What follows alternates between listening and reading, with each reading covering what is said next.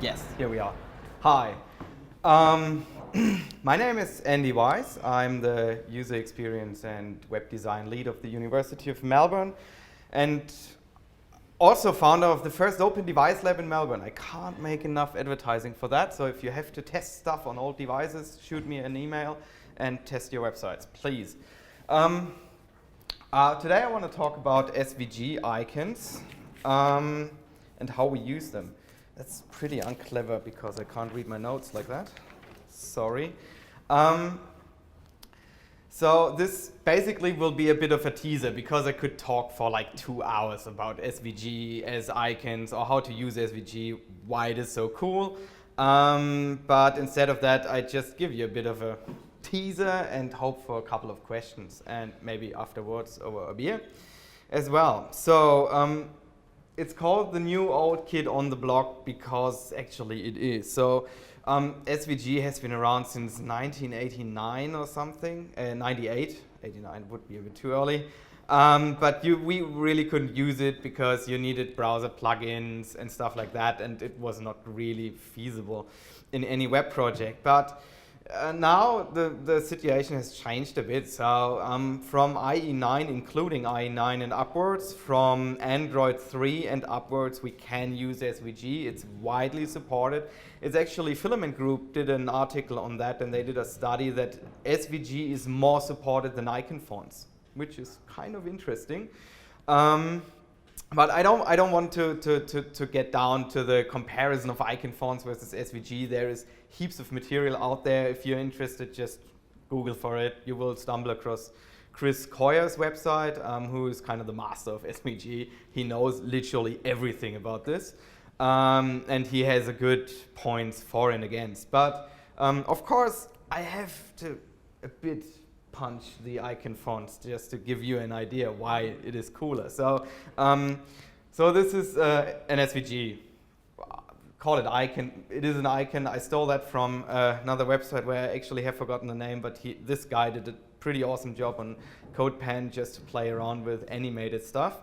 So this is not really different to an icon font, or wouldn't be different to an icon font, except for the sharper display in some browsers. So especially Firefox, when icon fonts get small, the anti-alias and all that stuff makes icons really blurry. That does not happen with SVG at all whatsoever. So there is a kind of a plus.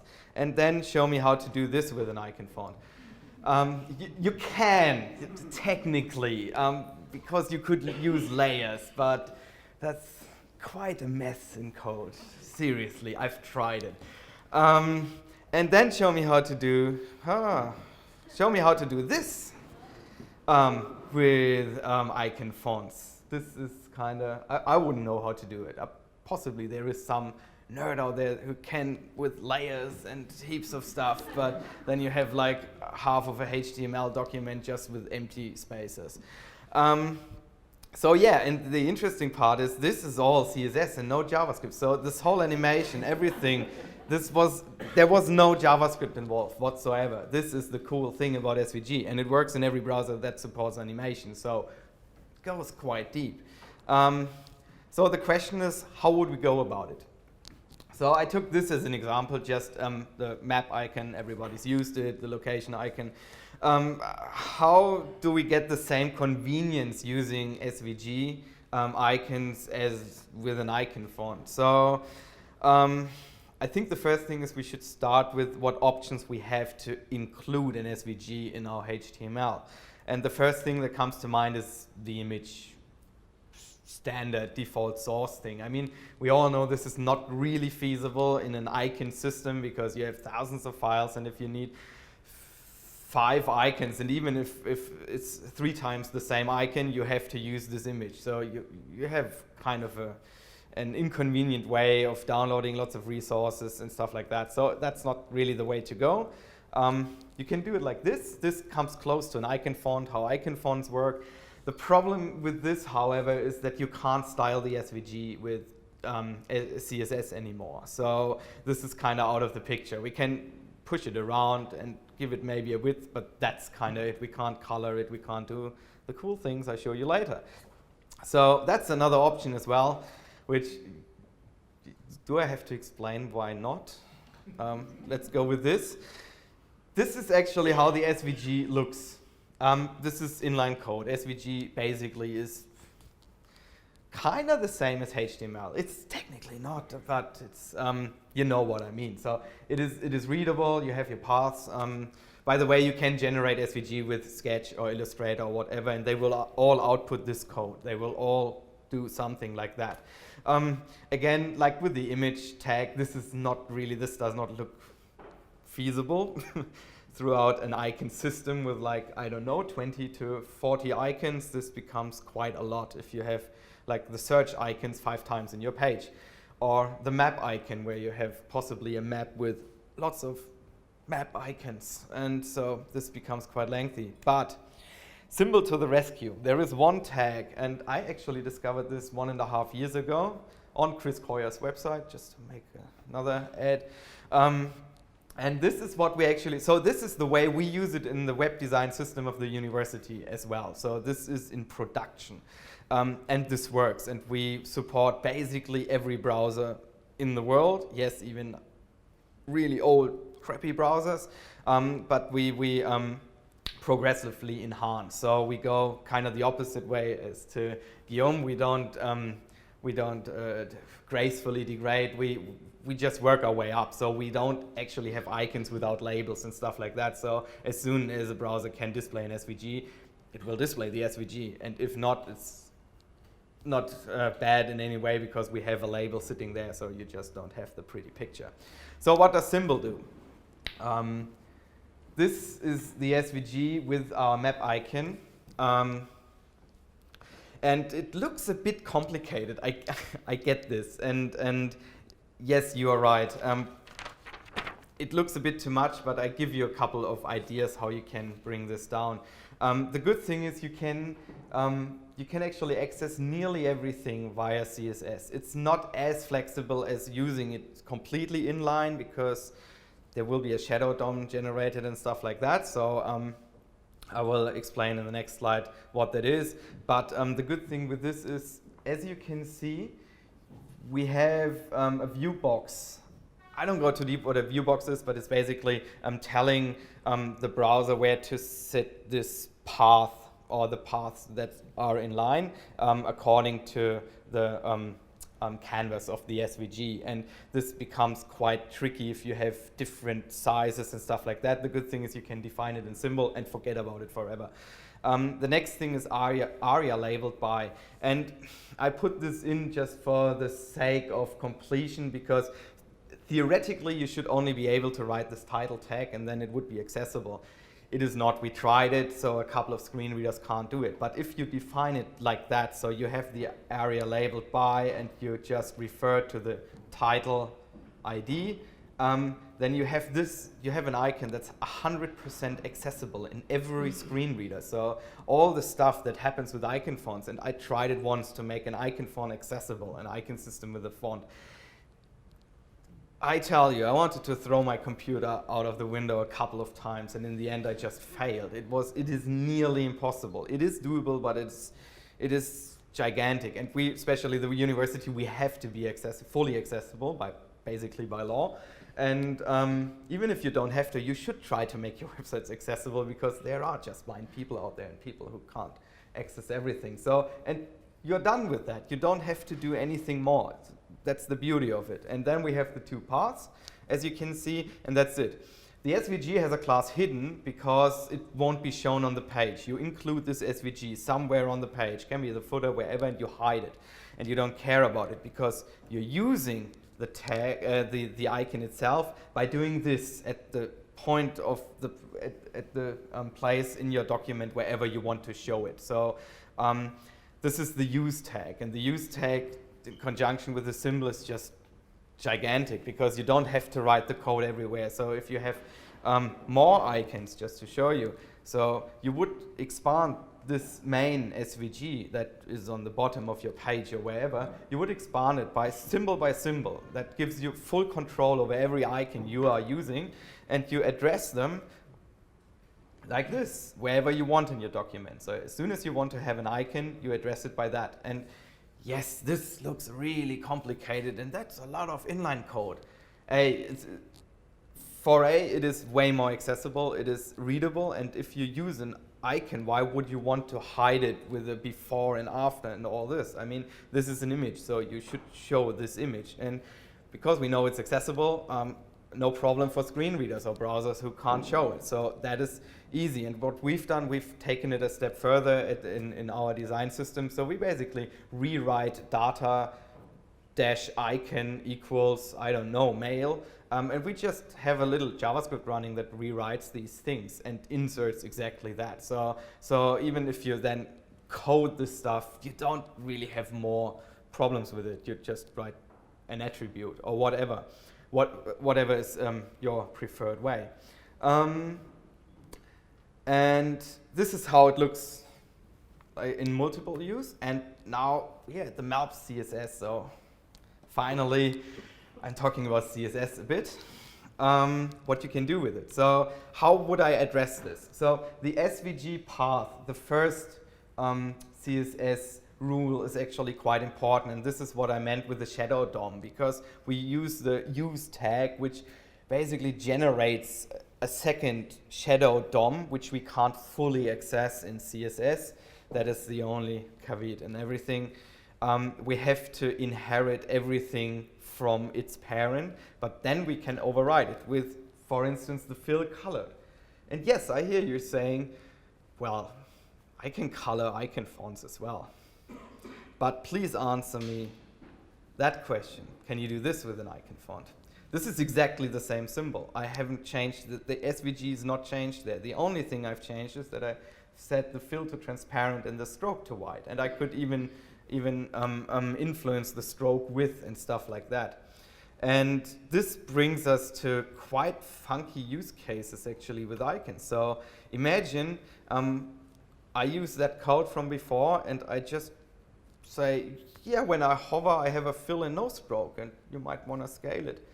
And then I can do stuff like this. Someone shows me that with an icon font, please. And we can go deeper. So this is kind of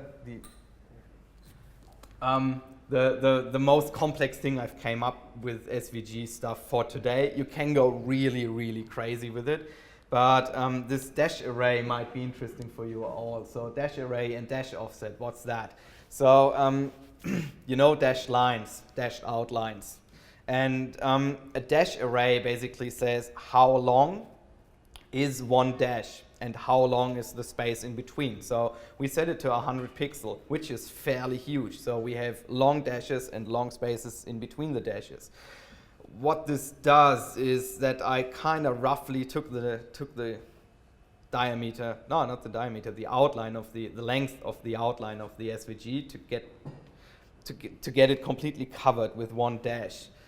And that sounds really abstract and weird. And then I've offset this dash by 100 again. So theoretically, I shouldn't be able to see the dash. And without more talking, I just show you. So that's the icon. And if I hover now, I can do stuff like that.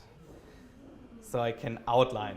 This is the famous outline effect in SVG is basically done with this technique. You set the dash to the whole length of the outline of the SVG, and then you shift it by the whole outline of the SVG, so it's basically not there. And what you do, just to give you an idea, and I just shift it back. So in the end, the dash offset is 0, so I just pull it back. But it looks quite fancy, I think. I like it. So I've done whole maps with this technique, and it always throws people out, and they are like, wow, what did I just see? How did you do this? And it's really easy, and it works in nearly every browser, again. So this is stuff you can do, and this is why you should use SVG icons, because you can just do way cooler things with it. And I would love to see the whole world using it, to see even more crazy use cases people can come up with. But there is one thing is, at the moment we still inline the SVG at the end of at the end of our HTML document, and theoretically on every HTML document, which can be quite resource hungry. I'm aware of that. So we can get around this because use can do it with an external resource as well. So as you can see here, I actually talk to a file that's lying somewhere and then address the ID, the symbol within this file. The problem with this is that even Edge, curse you Microsoft, even Edge can't do it. So there is, I think last week there was a bug report in the Edge development tracker, and Microsoft responded that they want to implement this in Edge, but it's not working in IE10 or in IE11 or in IE9, unfortunately. But remember this, SVG for everybody.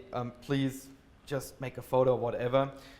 Jonathan solved it. So what this polyfill, it's a small polyfill and it's really not costly. What this is doing is actually checks if the browser can use this external source concept. If not, then this script just loads the SVG via Ajax into the DOM, and then it works beautifully, even in IE.